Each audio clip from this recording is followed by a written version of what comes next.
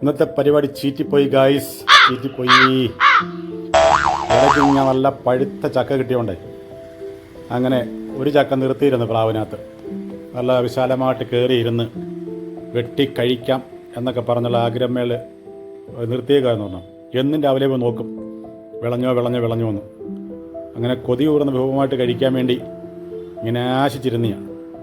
അപ്പം കാത്തിരുന്നൊരു കസ്തൂരി മാമ്പഴം കാക്ക കൊത്തിപ്പോയി എന്ന് പറഞ്ഞ പോലെ അതങ്ങ് നിന്ന് ഓവറായിട്ട് പഴുത്തുപോയി ഗൈസ്.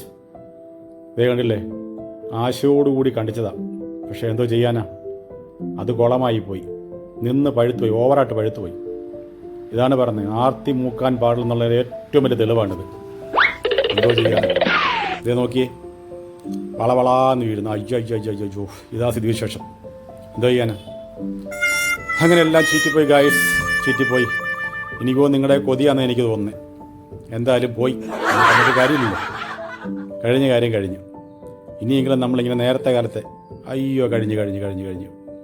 ഓക്കെ ഗായ്സ്, തീർന്നു, കഷ്ടം.